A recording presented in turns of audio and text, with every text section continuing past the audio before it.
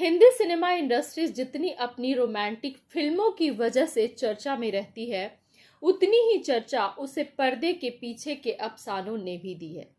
इन अफसानों में सबसे ज्यादा मशहूर किस्से लव अफेयर और मोहब्बत की कहानियों के रहे हैं।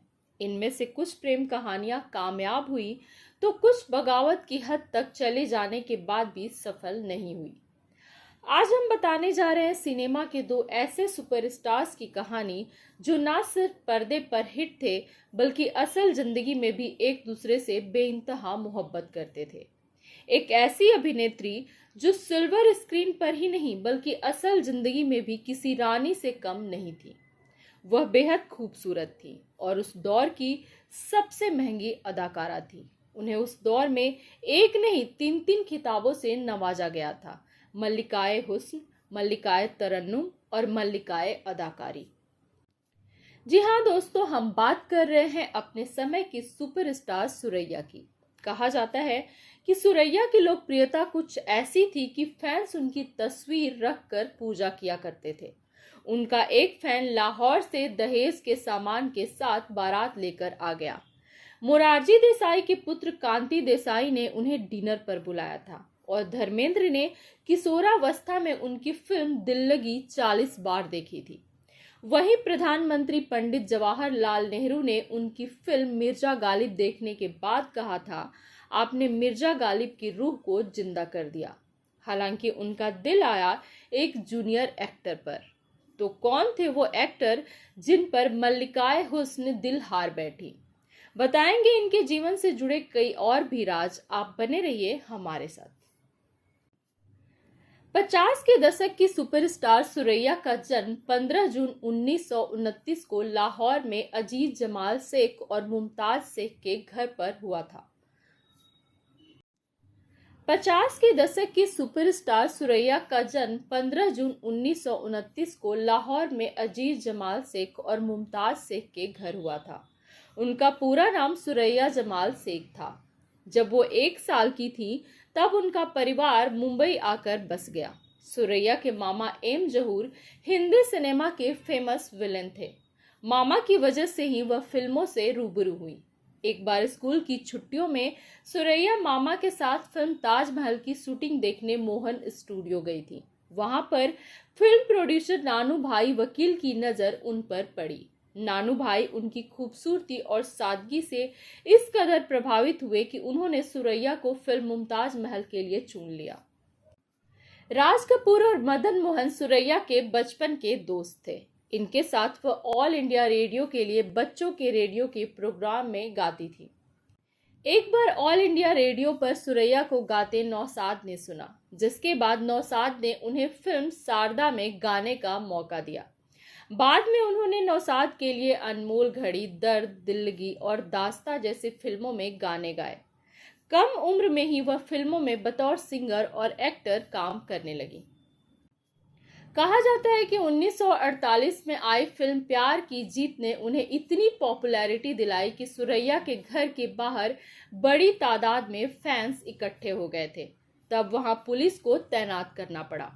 सुरैया के घर के आगे ट्रैफिक जाम लगा रहता था। सुरैया से जुड़ा एक वाकया काफी मशहूर है। दरअसल एक बार सुरैया को अपनी एक फिल्म के प्रीमियर में जाना था। वो किसी तरह घर से बाहर खड़ी भीड़ से बचते बचाते थिएटर पहुंची। हॉल के अंदर काफी इंतजामात किए गए थे कि कोई सुरैया को पहचान ना ले, लेकिन तभी वहां मौजूद एक फैन ने उन्हें पहचान लिया और फिर भीड़ सुरैया पर टूट पड़ी। सुरैया को भीड़ ने इस कदर घेरा कि उनका दुपट्टा उनके हाथों से छूटकर गिर गया। सिक्योरिटी भीड़ पर काबू नहीं कर पाई, तब पुलिस को बुलाना पड़ा। इस घटना के बाद से सुरैया ने पब्लिक प्लेस पर और अपनी फिल्मों के प्रीमियर पर जाना बंद कर दिया। कहा जाता है कि 1948 में आई फिल्म विद्या में सुरैया के हीरो थे देव आनंद। फिल्म के सेट पर पहली बार उनकी मुलाकात देव आनंद से हुई थी। इस मुलाकात का किस्सा काफी दिलचस्प है। दरअसल फिल्म विद्या की शूटिंग शुरू हो गई थी, लेकिन हीरो कौन होगा इसका फैसला नहीं हुआ था।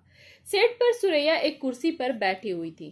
तभी उनकी नजर कोने में बैठे एक नौजवान पर पड़ी जो एकटक सुरैया को घूर रहा था।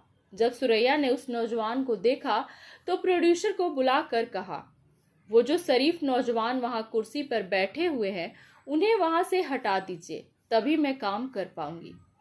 प्रोड्यूसर देव आनंद के पास गए, लेकिन उन्हें बाहर भेजने के बजाय सुरैया के पास लेकर आए और मुस्कुराकर उनका परिचय करवाया। दोनों फिल्म की शूटिंग के दौरान करीब आ गए। सुरैया को लगा कि सपनों के जिस शहजादे का उन्हें मुद्दतों से इंतजार था वो मिल गया है। कहा जाता है कि देव आनंद को वो प्यार से स्टीव बुलाती थी। सुरैया ने देव आनंद को एक और निकनेम दिया था, देवीना। हालांकि जल्द ही उनके रिश्ते की बात सुरैया की नानी को पता चल गई। उनकी नानी को रिश्ता मंजूर नहीं था कि सुरैया की शादी किसी गैर धर्म के लड़के से हो। ऐसे में नानी हर वक्त सुरैया के साथ रहने लगी। 1950 में देव आनंद और सुरैया ने एक साथ में 2 और फिल्में सनम और जीत की। तब नानी सेट पर भी सुरैया के साथ होती थी।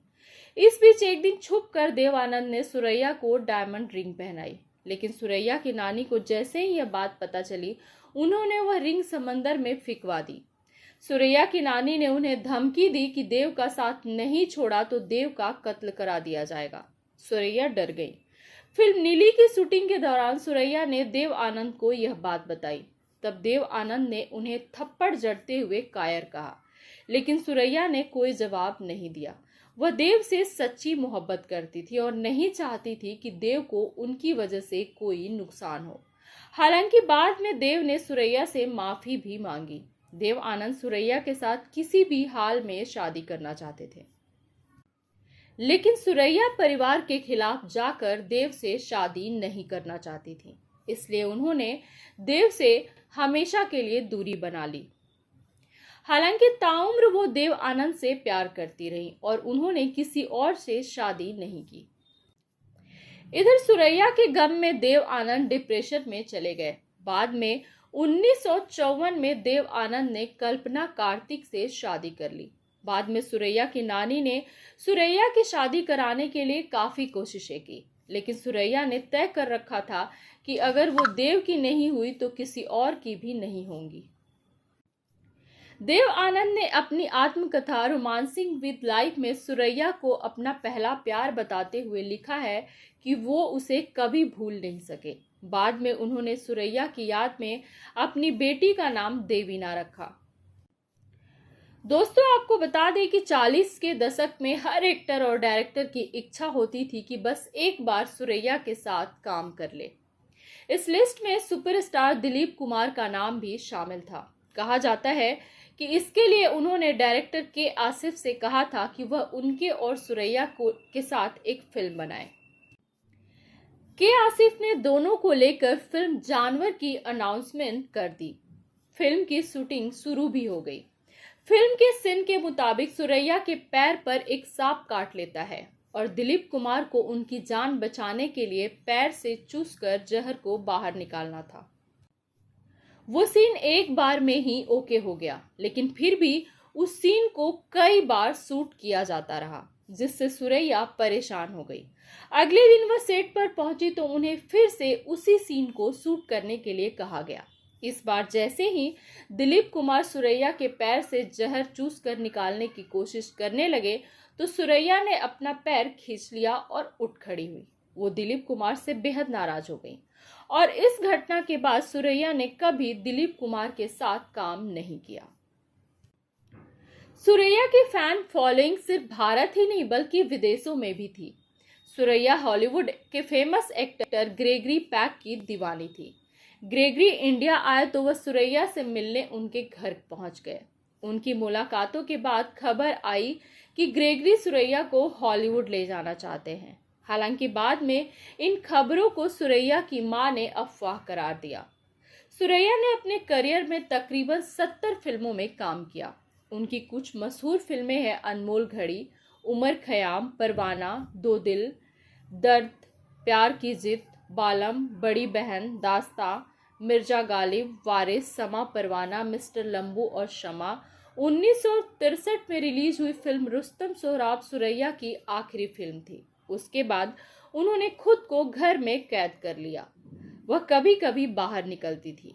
उनकी नानी पाकिस्तान चली गई, माँ भी गुजर गई। इसके बाद सुरैया अकेली रह गई। वह अपना ज्यादातर समय लोनावला स्थित अपने बंगले पर बिताने लगी। जीवन के आखिरी 6 महीने उन्होंने अपने वकील के परिवार के साथ बिताया। 31 जनवरी 2004 को सुरैया इस दुनिया से रुखसत हो गई। कहा जाता है कि उनकी मृत्यु पर भी देव आनंद नहीं आए।